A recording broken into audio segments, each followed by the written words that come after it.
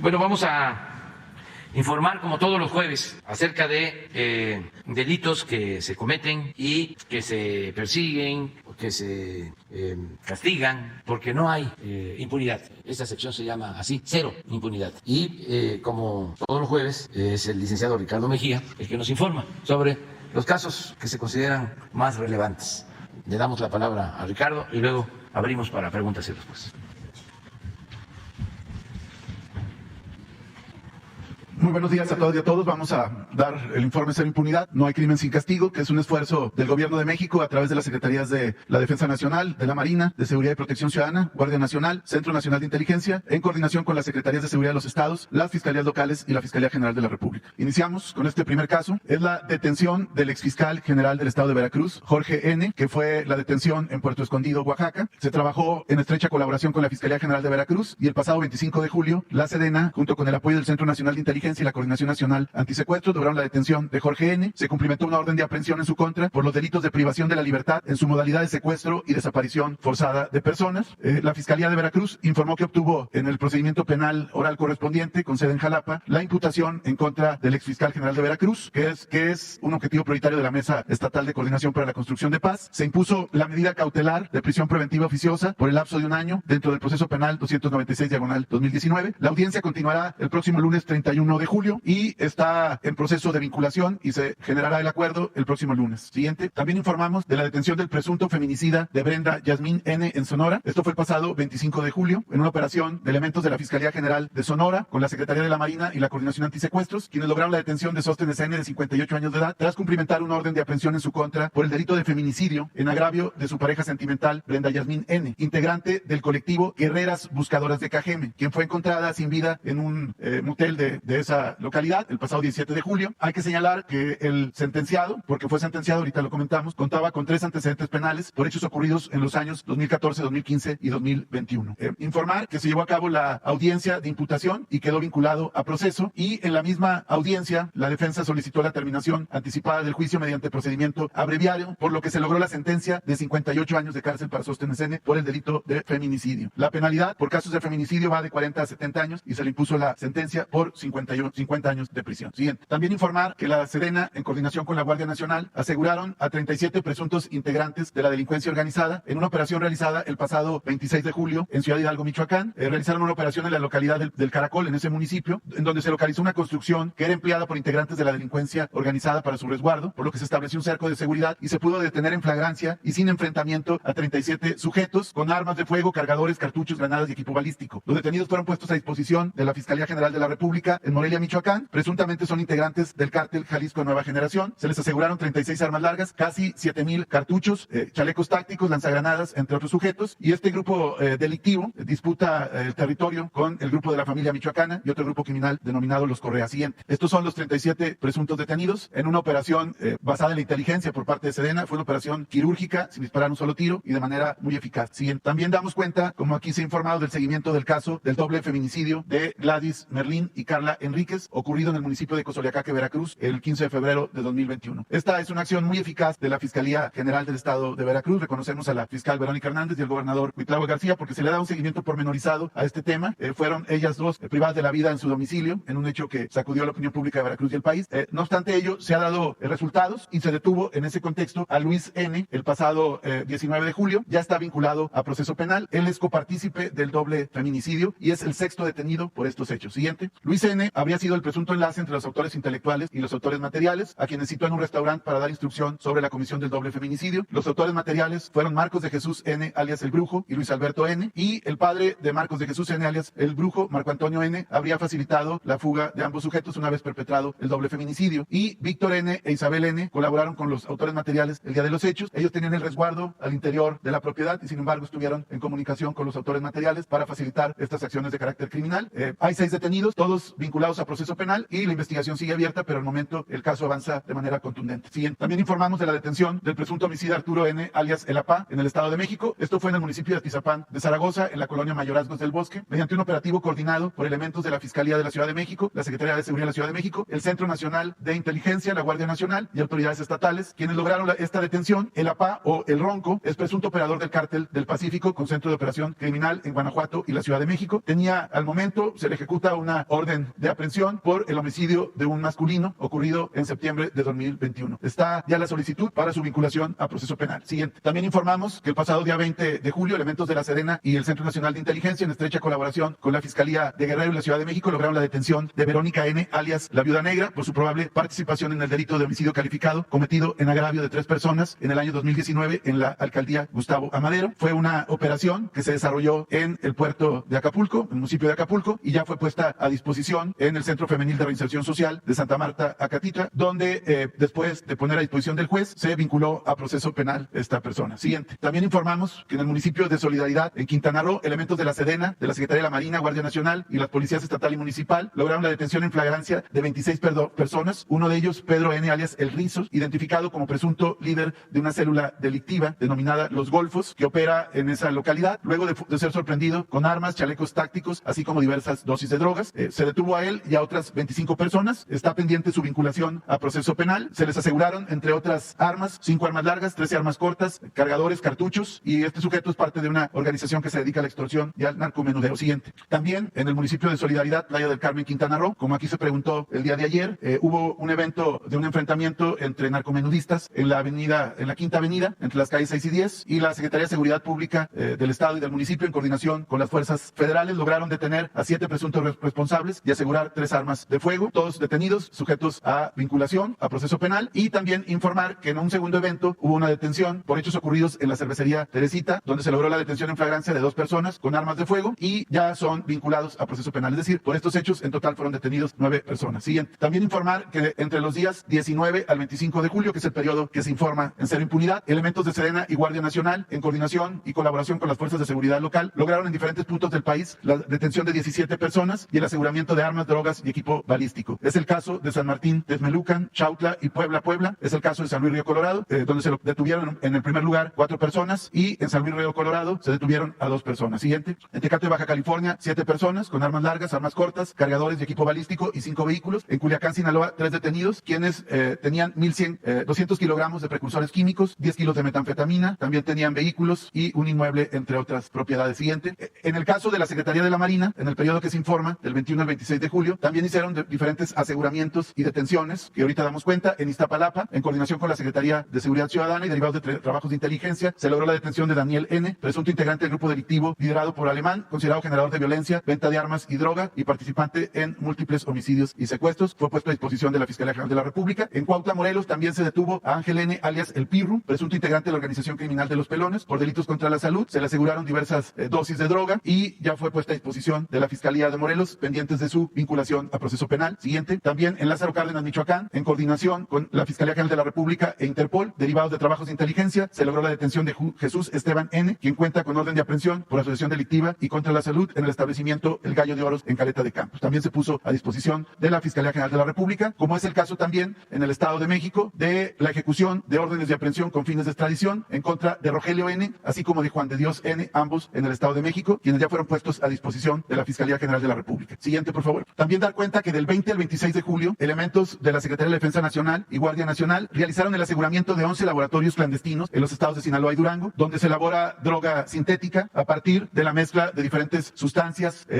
componentes químicos, precursores químicos, metanfetamina, condensadores y demás instrumentos que se utilizan para la elaboración de drogas sintéticas. Este aseguramiento en estos días representa una afectación económica de 14,600 millones de pesos, solo por esos 11 laboratorios clandestinos. Siguiente. Esto se suma al conjunto de operaciones que la Secretaría de Defensa Nacional, el Ejército Mexicano, ha desarrollado entre el 21 de mayo al 25 de junio. En este periodo se han asegurado 129 laboratorios, 3 en Baja California, 118 en Sinaloa, 2 en Durango, 1 en Jalisco, 4 en Michoacán y 1 en Guerrero, con un despliegue de 400 elementos del Ejército Mexicano. Esta afectación implica más de 196,000 millones de pesos de afectaciones por la producción de drogas de carácter sintético. Siguiente. También informamos, y así lo haremos en lo subsecuente, de detenciones por el delito de homicidios. En esta ocasión, delitos que se cometieron en Quintana Roo, y entre el 16 de junio al 18 de julio fueron detenidos 13 sujetos con mandamientos judiciales por homicidio perpetrados en diferentes lugares de Quintana Roo. Siguiente. También informamos que del 21 de julio al 26 de julio fueron detenidos 10 personas por los delitos de feminicidio, incluso uno de ellos ya sentenciado en el Estado de México. Como aquí lo hemos informado, es parte de la instrucción del presidente de la República y también de la Secretaría de Seguridad,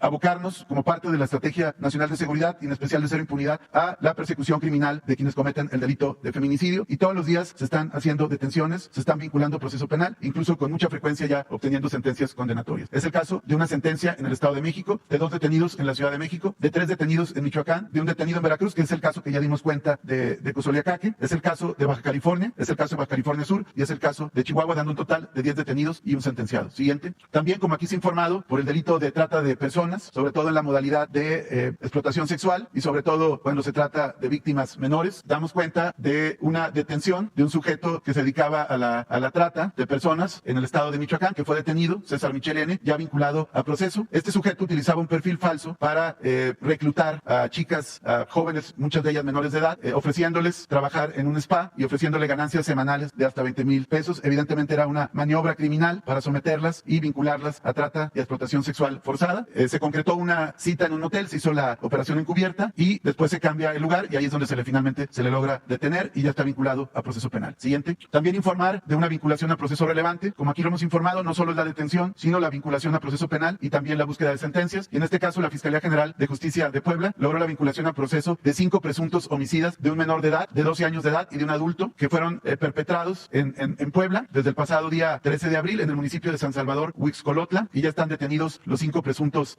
homicidas y ya fueron vinculados a proceso penal. Siguiente. También como sentencias relevantes, en este caso el Estado de Puebla, se informa de la sentencia condenatoria en contra de Óscar N., alias El Loco Telles. A él se le sentencia a 23 años de prisión y 9 meses por el delito de homicidio calificado en contra de un hombre de 28 años de edad. Aquí lo relevante es que además de este evento de homicidio que ya fue sentenciado, este sujeto, Óscar N., tiene su propia banda criminal, que es la banda de Loco Telles, que es uno de los principales huachicoleros de la zona de Puebla. Entonces no solamente es el tema del homicidio, sino también su actividad criminal en el huachicol. También en Puebla se logró la sentencia condenatoria por 130 años de prisión a 2 secuestradores, quienes pertenecen a la banda delincuencial Los Güeros y quienes habrían privado de la libertad en la modalidad de secuestro a un hombre en febrero del 2013. Siguiente. En sentencias relevantes logradas por la Fiscalía General de Justicia de la Ciudad de México ante el Poder Judicial, ante el Tribunal Superior de Justicia de la Ciudad de México, damos cuenta de la sentencia de 57 años en contra de Marco Antonio N. por el delito de violación agravada a 3 personas, también de la sentencia de 27 años a Raúl N. por homicidio calificado y otra más en contra de Kevin N. y Israel N. por 27 años de edad, también por homicidio calificado. Siguiente. En el caso del reporte de localización o desaparición de 3 personas del sexo femenino entre los días 21 y 26 de julio en Nuevo León, damos cuenta que fueron 3 mujeres quienes ya fueron localizadas y están con sus familias. Siguiente. En el caso de los periodistas, como lo hacemos cada semana, de los reprobables homicidios de 10 personas periodistas, sigue las investigaciones de estos 10 casos con los 27 detenidos o buscados mediante orden de aprehensión, con 20 vinculados. Se sigue trabajando en las investigaciones complementarias para robustecer los procesos penales y siguen las acciones de búsqueda para ejecutar las órdenes de aprehensión. Sería lo que tendríamos que informar en este momento. Gracias. Sara, los 2 de atrás, falta una compañera, ustedes 2 y usted. Ahí, espera. Ahora vamos. Gracias, presidente. Buenos días. Preguntarle primero cómo le fue anoche en la cena con los empresarios, si hubo algún compromiso de compra de estos cachitos de la lotería. Ya usted informaba que se les dio a conocer este sorteo. Si hubo alguna cantidad de cachitos que se hayan vendido. Pues no, porque solo fue la invitación a participar en el sorteo del día 15 de septiembre. Voy a aprovechar para convocar a todos los mexicanos a este sorteo del día 15. Son 500 pesos y sí son 8 grandes lotes en Playa Espíritu, Sinaloa. Promedio 100 hectáreas por lote y también dinero en efectivo, y estamos estimando obtener alrededor de 1,000 millones de pesos, y ese dinero se va a utilizar en la continuidad de la construcción de la presa de Santa María que se está realizando en Sinaloa. Por eso ayer invitamos a cenar, estuvo el gobernador de Sinaloa, estuvieron empresarios de Sinaloa y también empresarios del país, representantes empresariales, el presidente del Consejo Coordinador Empresarial, el presidente de la Coparmex y otros empresarios. Y pues todos dispuestos a ayudar y también pedirle a todos los mexicanos pues, que nos ayuden. Les puede beneficiar la suerte siempre está presente en todo. Maquiavelo decía que la política era virtud y suerte, y la vida también tiene que ver con otros factores, pero incluye la virtud, incluye también la suerte, la vida misma. Entonces, pues esto fue lo de ayer. Presidente, entonces, ¿no se habló nada del tercer paquete de proyectos de infraestructura que está pendiente? No fue ningún tema, fue básicamente lo de la rifa. Sí, estamos esperando cómo se continúa comportando la economía. La verdad que estamos muy bien, sigue muy fuerte el peso, tenemos una inflación controlada, abajo de la inflación de Estados Unidos y de Europa. De todas formas, vamos a reforzar el plan antiinflación. Hoy, precisamente, tenemos reunión con productores, con distribuidores de alimentos que están ayudando. No tengo exactamente la hora, va a estar con ellos el secretario de Hacienda. Sigue llegando inversión extranjera como nunca. Creo que hoy el INEGI da a conocer datos sobre inversión extranjera, a ver si los encuentran. Y el Fondo Monetario Internacional aumentó también su pronóstico de crecimiento para México. Para este año va a ser de las economías que, a pesar de la crisis, va a crecer nuestra economía. Entonces, ahí vamos, avanzando. Y, presidente, preguntarle también de la reunión que va a tener hoy con su gabinete. Por un lado, ¿de dónde más se podría recortar recursos? Ayer adelantaba lo de los viajes, pero ¿de dónde más podría ser gasto corriente, en la estructura administrativa de las secretarías? Es decir, ¿qué tiene planeado? Y si en esta reunión con el gabinete también les va a pedir que dejen el cargo quienes tengan algún interés en algún cargo, ¿no?, de elección popular. Me refiero concretamente al Estado de México y Coahuila también aquí. Bueno, la reunión de gabinete es para que se evalúe cómo vamos en general. Interviene Hacienda en sus dos funciones. ¿Cómo vamos en ingresos? ¿Cuál es la proyección que se tiene para terminar el año? Hasta ahora vamos bien. Ayer hoy en la mañana, que son de los datos que veo diario, el ingreso, y estamos como 2 puntos arriba en términos reales con relación al año pasado, de recaudación. A ver si tienes también el de ayer. Pero también estamos haciendo ahorros, que no haya despilfarro, derroche, que sigamos con el propósito de que no puede haber gobierno rico con pueblo pobre. ¿Dónde ha detectado los despilfarros? ¿Dónde ha detectado los despilfarros? ¿Dónde hay despilfarros? ¿Dónde hay? ¿Dónde hay despilfarro de recursos? Porque dice que se van a endurecer las medidas de austeridad, que se busca evitar estos despilfarros. ¿Dónde se está malgastando el presupuesto, si es que se ha detectado? Es que constantemente evaluamos y tenemos que limitar viáticos, gastos de operación, reducir el costo del gobierno. Antes le costaba mucho al pueblo mantener al gobierno. Es un gobierno mantenido, ni bueno para nada. Entonces, queremos que el gobierno sea eficiente, honesto y que facilite las acciones en beneficio del pueblo. Que no estemos, como siempre lo he dicho, ensimismados, pensando de que el gobierno es lo más importante. No, lo más importante es el pueblo.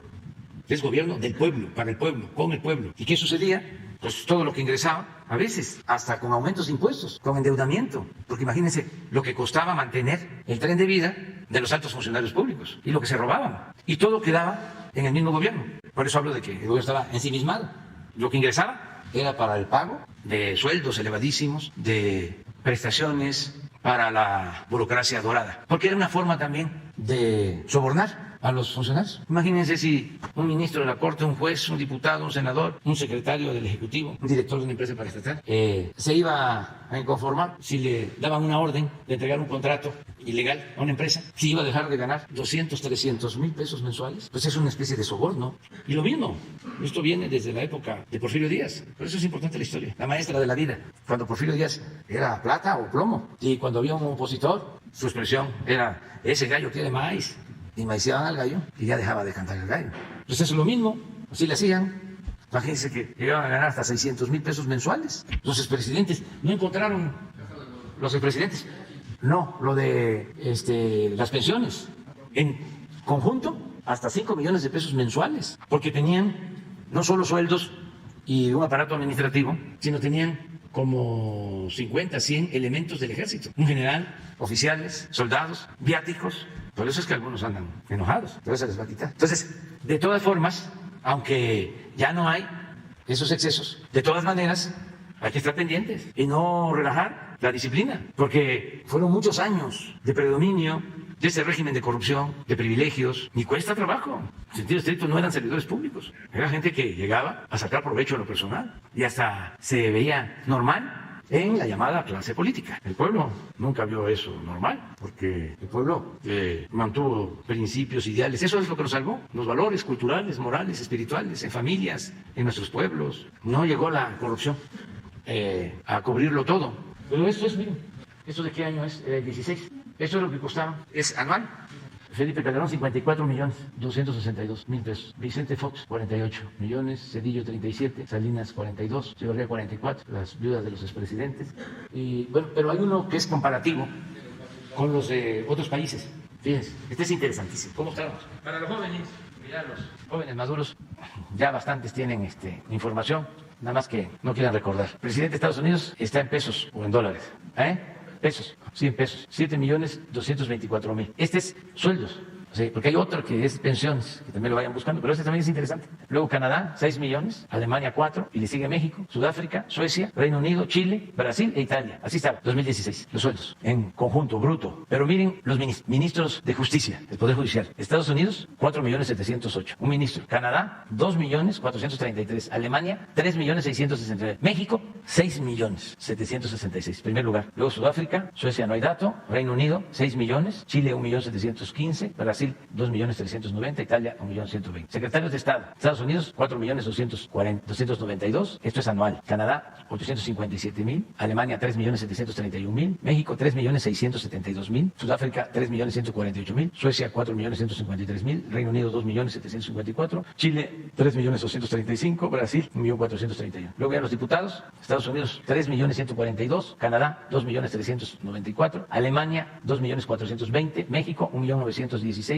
Sudáfrica, 2.460.000, Suecia, 1.620.000, Reino Unido, 2.091.000, Chile, 2.334.000, Brasil, 3.241.000, Italia, 2.867.000, y senadores, Estados Unidos, 3.492.000, Canadá, 2.042.000, Alemania, 1.107.000, México, 2.732.000, Sudáfrica, 3.148.000, Suecia, 2.538.000, Reino Unido, 2.549.000, Chile, 3.235.000, Brasil, 1.515.000, e Italia, 2.426.000. Estos son los sueldos que había. Todo esto está completamente distinto, porque yo neto, como se comentó ayer, gano 130.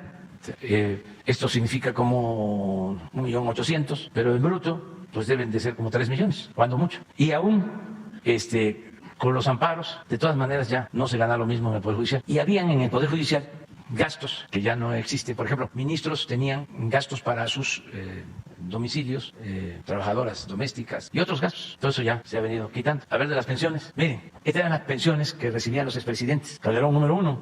Y no solo Calderón, es el tiempo, por eso se pone, porque en ese entonces Bush, estos son 54 millones anuales total de pensión. Bush tenía 22 millones, Sebastián Piñera de Chile, 10 millones, Brown de Reino Unido, 3.859.000, Colombia, Uribe, 2.460.000, y Aznar de España, 2.166.000. Todo eso ya no existe en el caso de nuestro país. Entonces, tu pregunta es revisar cómo vamos en el plan de austeridad.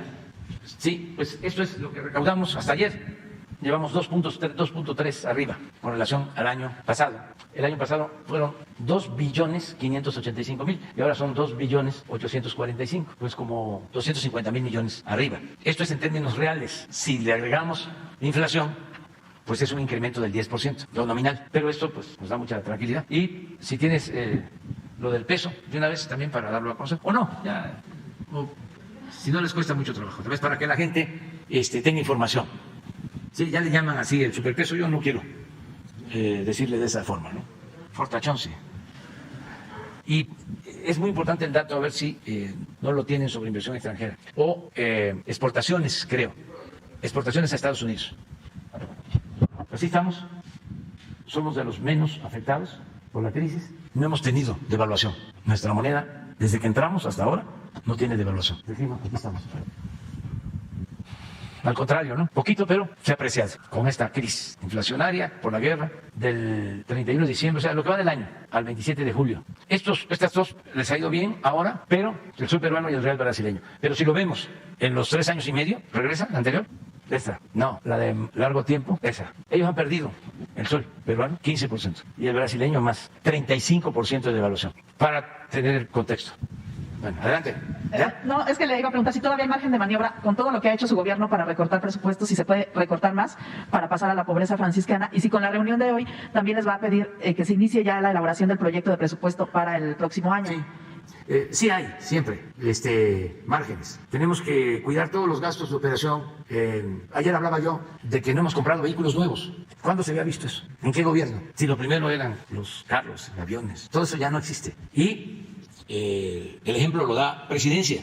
Porque también recuerdo que el último año del presidente Peña, 2018, Presidencia ejerció 3.600 millones de pesos. Y nosotros ejercimos el año pasado como 600 millones. Y no ha pasado nada. O sea, no se ha debilitado el gobierno, hemos seguido trabajando sin problema. Entonces, en todos lados hay forma de hacer esfuerzos para hacer ajustes y sobre todo también no permitir la corrupción. Es que siempre lo he dicho y me voy a seguir repitiendo. La corrupción no es una pandemia, es una peste. La corrupción es el principal problema de México. Era lo que impedía avanzar. Un país extraordinario, con muchísimas riquezas naturales, con un pueblo bueno, trabajador, pero con una banda de malhechores en el gobierno y en el poder. La corrupción es la causa principal de la desigualdad económica y social, la corrupción. Yo les comentaba que cuando estudiamos ciencias sociales y marxismo, pues se nos enseñaba, ahora ya no hay marxismo ni teorías sociales, pero en aquel entonces se hablaba de que el capital se acumulaba en pocas manos por la explotación del trabajador, por la plusvalía, por la ganancia que obtenía el burgués al explotar al proletario. Eso era en esencia el marxismo y que por eso la lucha de clases. Pero en nuestro país no aplicaba en sentido estricto esa fórmula, porque en nuestro país las grandes fortunas, muchas fortunas que se acumularon, hay excepciones, no podemos generalizar, pero la mayoría de las fortunas de México se construyeron al amparo del poder público, mediante la corrupción. Entonces, si eso se termina, si desterramos la corrupción, el país renace. De eso depende. Y también de un recto proceder, lo que decía Juárez, que el servidor público se acostumbre a vivir en la justa medianía. La austeridad no es un asunto administrativo, es un asunto de principios. Entonces yo sí pienso que todavía podemos avanzar más sin despedir trabajadores. Porque los neoliberales inventaron lo de la austeridad, la variable austeridad, pero siempre pensando en despedir trabajadores y en recortar salarios a los de abajo. A mí me costaba un poco explicar en Europa a personas de izquierda cuando les hablaba yo de austeridad, porque no querían escuchar esa palabra. Porque en efecto, en el modelo neoliberal, austeridad es despedir trabajadores, reducir sueldos, mantener privilegios arriba y despedir trabajadores. Lo que hicieron durante mucho tiempo en Pemex, por ejemplo, que creció y creció el número de trabajadores de confianza que cobraban muchísimo y el discurso era de que costaba mucho la nómina de Pemex, porque había muchos trabajadores y por eso despidos masivos de trabajadores. Pero arriba seguían creciendo y eran menos que los de base o los sindicalizados, pero proporcionalmente recibían más. Ese era el concepto de austeridad, muy distinto a lo nuestro. Aquí es de arriba a abajo. Entonces sí hay forma, ¿eh? Y lo otro que me preguntaste es...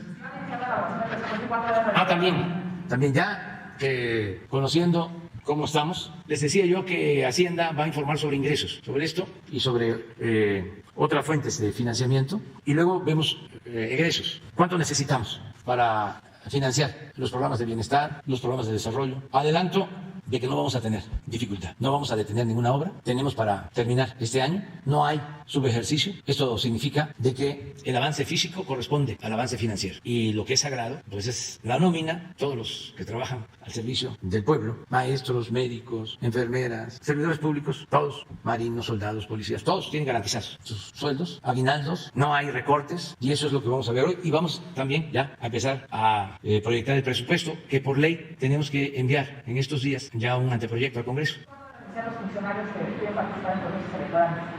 No sé cómo esté el estatuto de cada estado, sí, y también los estatutos, ¿no?, de los partidos. No tengo el dato exacto.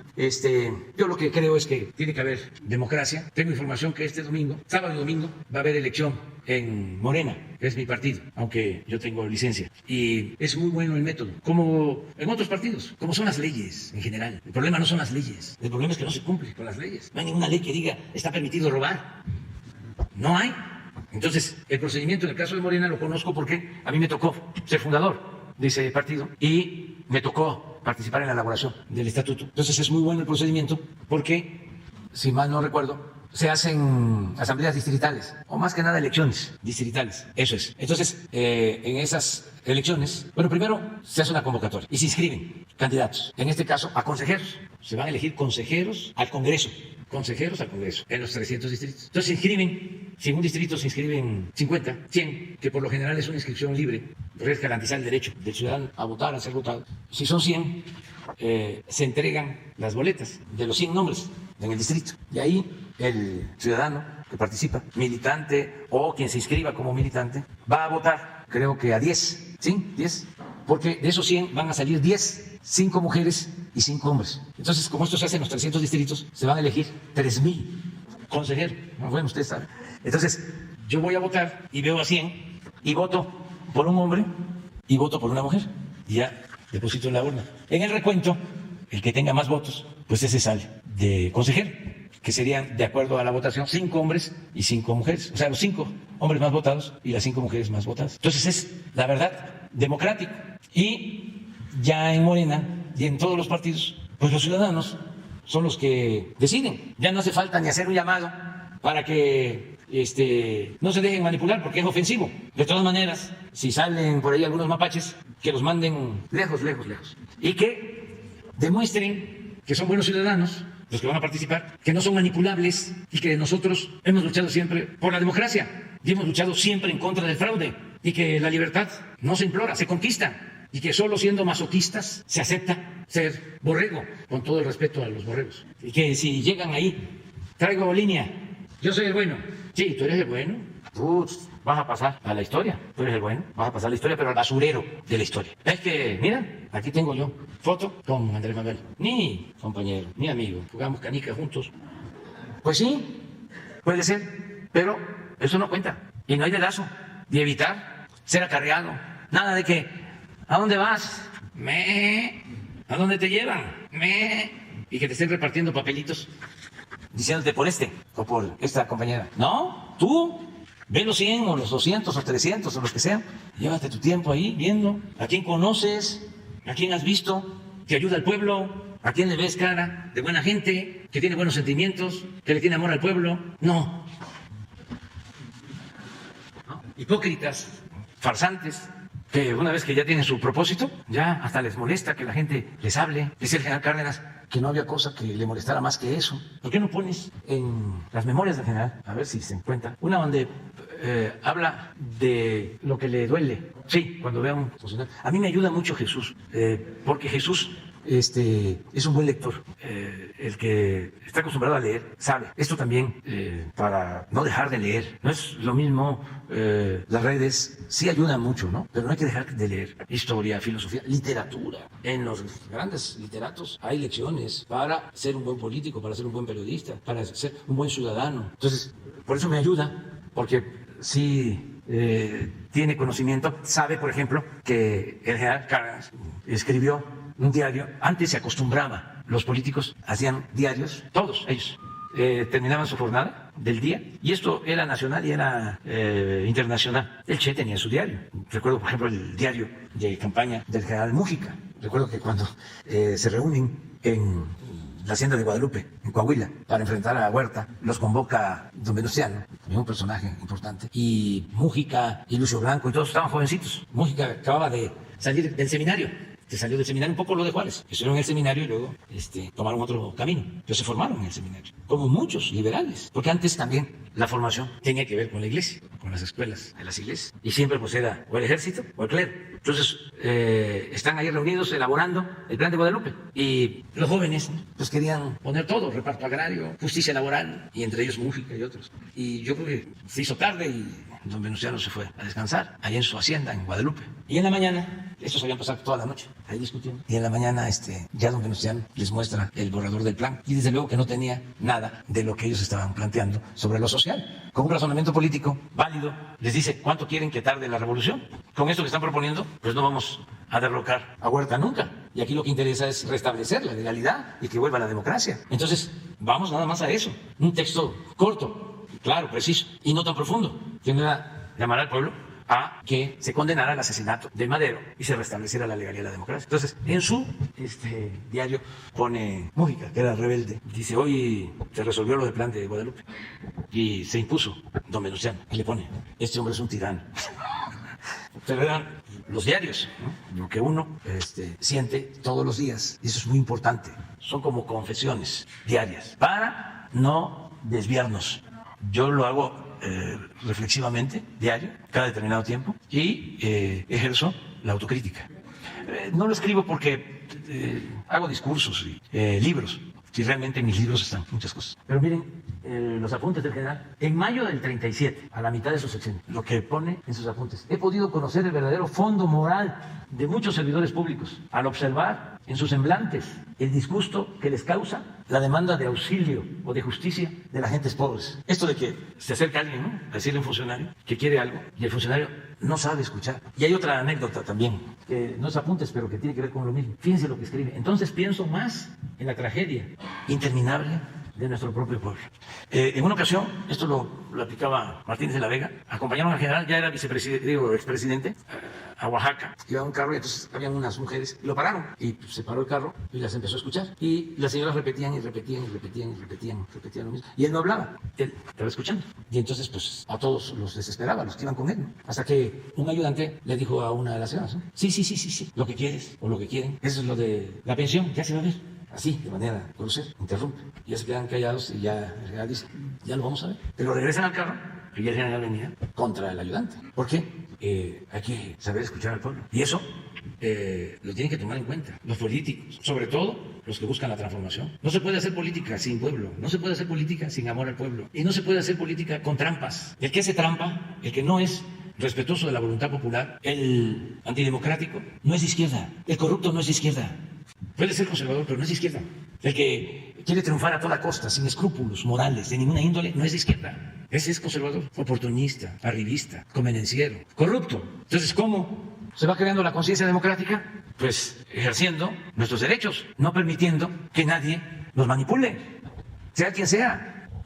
Presidente municipal, gobernador, secretario, diputado, senador, líder sindical, cacique. No. Que cada quien decida, que seamos auténticos ciudadanos, no ciudadanos imaginarios. Y eso ya existe. Ayer antier hablaba yo que eso es lo más importante de México en estos tiempos. Son de los cambios más importantes. Pero también todavía hay esas rémoras del antiguo régimen, de sus vicios, de esas malas mañas. Entonces, si va a haber una elección, que cada quien decida libremente, que no haya injerencia de nadie y también que no se simule, porque si la gente no acepta alguien o no vota por uno, no por eso ya no hubo democracia, porque yo no salí.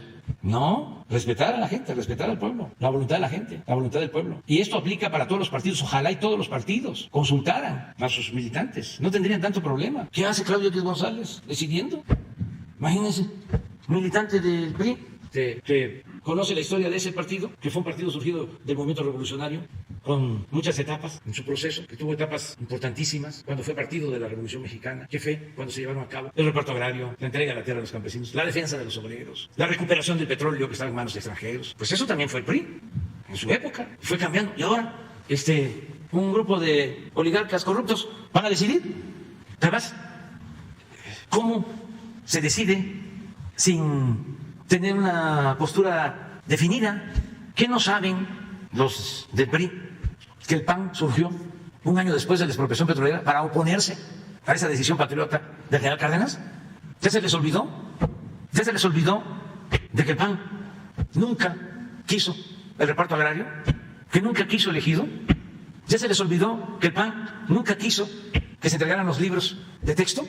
Y que hicieron manifestaciones en contra de López Mateos, que fueron los libros donde nosotros estudiamos.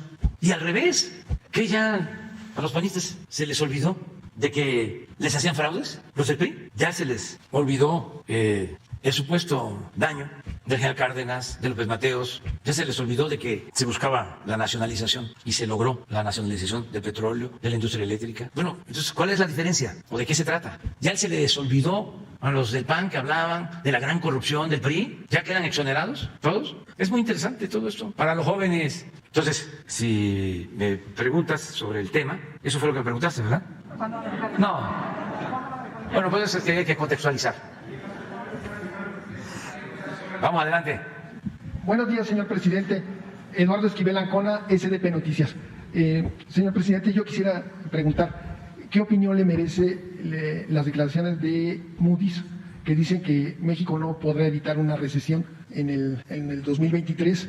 Y cuando esta calificadora también le rebajó la calificación crediticia a Pemex, y pues a mí no me parece que sea así, porque Pemex tuvo ganancias este primer trimestre por más de 6,000 millones de dólares, hizo una recompra de bonos, una reestructura de su deuda que fue exitosa, que se inyectaron 3,500 millones de dólares del presupuesto y hubo varias cosas más, y hay que, como usted dice, para los jóvenes. ¿Quién es Moody's? ¿No? En el 2000, en el año 2000, calificaban a la empresa Enron 4 días antes de que se declarara en quiebra. Enron, la empresa que esquilmó con la privatización del sector eléctrico de California, le robaban a los consumidores de una forma espantosa. Todo el mundo se daba cuenta y la calificadora les ponía triple A, Moody's, 4 días antes de que se declarara. En el 2008, hubo la crisis de la hipotecaria, también a Lehman Bros. Le tenía al banco número 4 en Estados Unidos, que tenía estos bonos de hipotecarios, también les bajó, la tenían en triple A una semana antes de que se declararan en quiebra la empresa. Esto no solo afectó a los Estados Unidos, nos afectó a nosotros, sobre todo lo del 2008, y en muchos lados del mundo. Se tiene proyectado que se perdieron 6 millones de empleos por esta situación. Entonces, en México,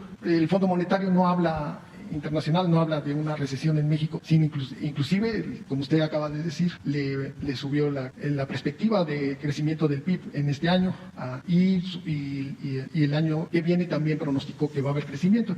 Yo creo que yo en mi pensamiento y en los análisis que hemos hecho en SDP y en Noticias y en Econósfera, hemos visto que a lo mejor se queda corto el Fondo Monetario Internacional en el crecimiento del PIB, porque están los 40,000 millones de dólares que se piensan invertir de Estados Unidos en proyectos. Está lo de la región del Istmo de Tehuantepec.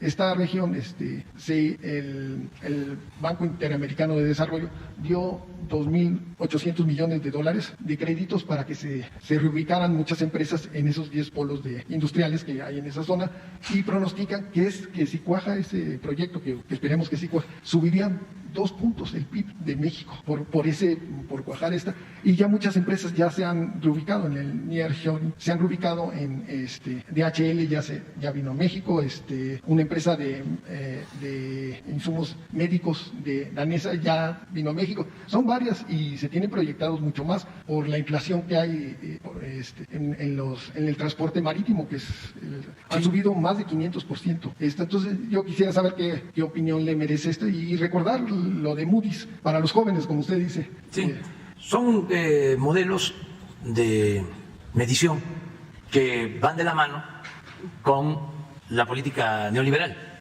pero que están en franca decadencia. El modelo neoliberal está en crisis en el mundo.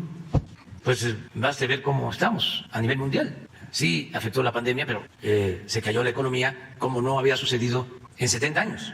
Ahora, con la guerra en Ucrania, lo mismo, una inflación galopante en todo el mundo. Entonces, sí es una crisis de la política económica mundial, pero no quieren revisarla, se aferran a lo mismo. Por ejemplo, cuando la pandemia, la receta de los organismos financieros para enfrentar la crisis era la misma que se aplicó desde los años 80, endeudar al país. Yo les platiqué de cómo un mandatario europeo, después de llegar del Banco de Europa, de obtener un crédito de miles de millones de euros, entra a su oficina y como algo espontáneo lo están esperando sus funcionarios y le aplauden porque había endeudado a su país.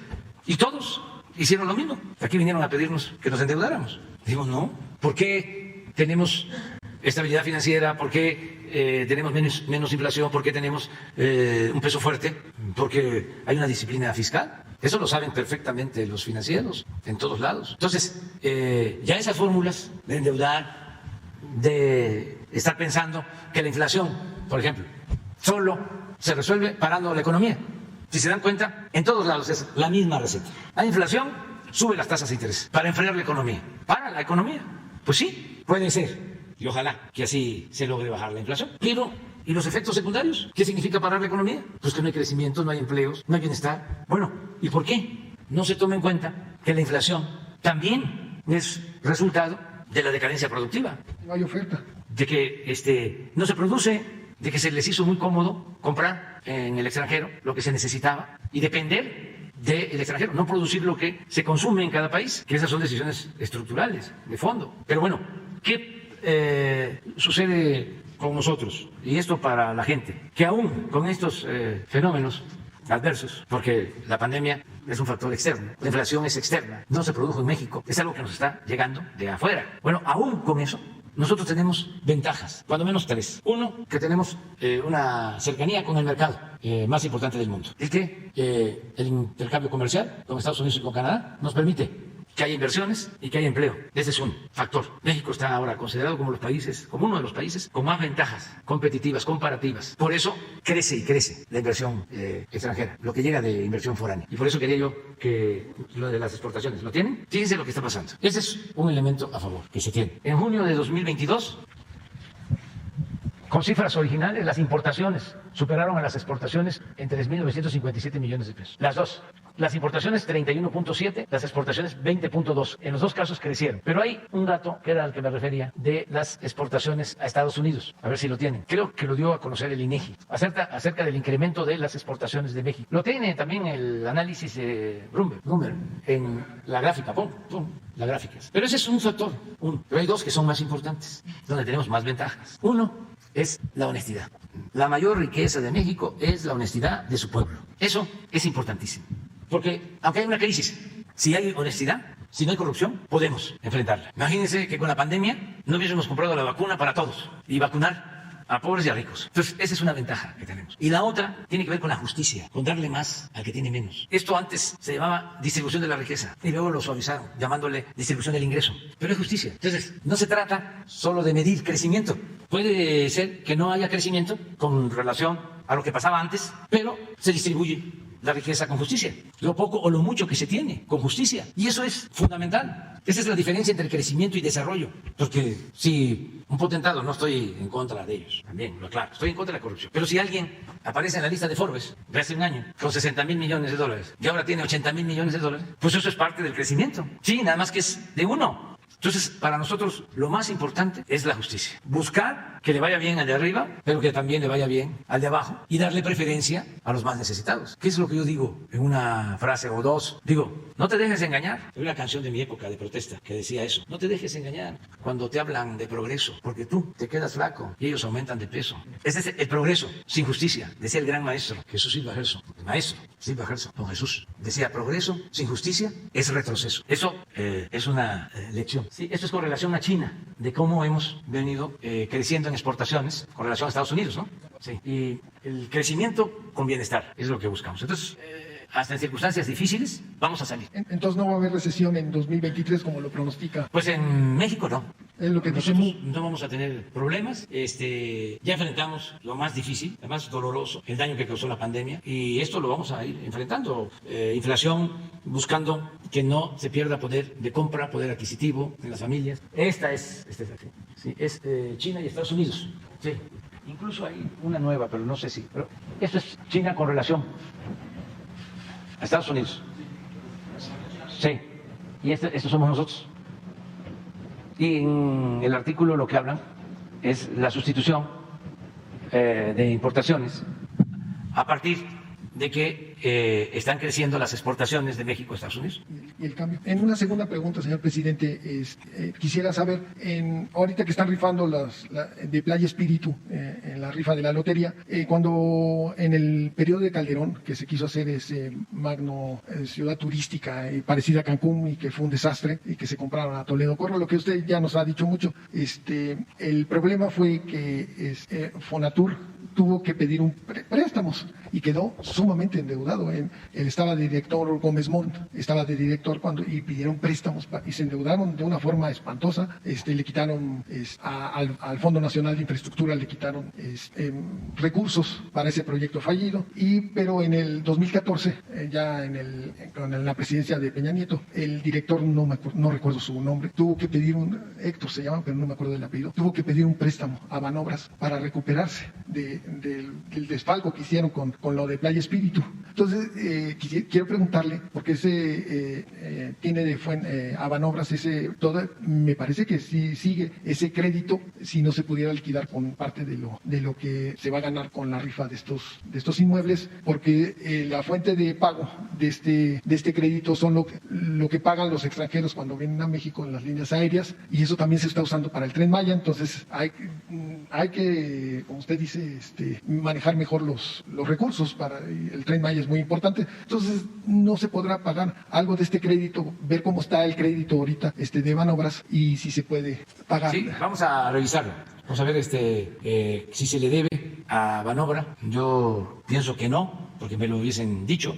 Creo que se pagó. Pues sí, ya sabemos, como 120 millones de dólares por el terreno, pero además se siguió invirtiendo y ahora en un último avalúo, esas 2.300 hectáreas aparecen con un costo o tienen un valor de cerca de 5.000 millones de pesos, o sea, una cantidad exagerada. Es un poco lo del avión presidencial. ¿Cómo lo vende uno? ¿Quién va a pagar 5.000 millones? Y nosotros no podemos vender nada abajo de avalúo. Entonces, por eso se optó por la rifa. No es todo el terreno, es una parte, pero pensamos que vamos a lograr una utilidad como de 1.000 millones. Entonces, va a la presa de Santa María, que no va a costar eso. Se están invirtiendo 8.000 millones nada más en la presa, más otros 8.000 millones en el distrito de riego. Esa presa además va a generar energía eléctrica, se va a convertir en una hidroeléctrica. Pero todo lo que podamos obtener de bienes para financiar estas obras lo vamos a seguir haciendo.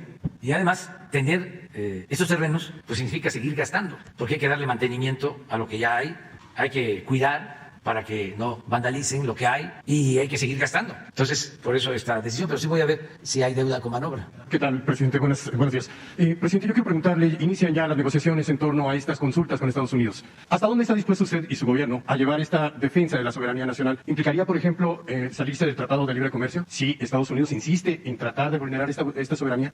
Mire, estamos hablando de la importancia, hablé de 3 cosas, ¿no?, que nos ayudan. Primero, la cercanía con el mercado más grande del mundo, y de ahí la importancia del tratado. Eso es importante, sin duda. 2, hablé de la honestidad. Y 3, de la justicia. Bueno, en lo primero, aún tratándose del mercado más importante del mundo, sí, tener acceso a ese mercado nos implica ceder soberanía, no lo aceptamos. No vamos a entregar nuestra independencia a ningún gobierno extranjero. Además, no tienen razón, aun cuando tengan muchos lambiscones, vendepatria, que les aplauden en nuestro país. No tienen razón.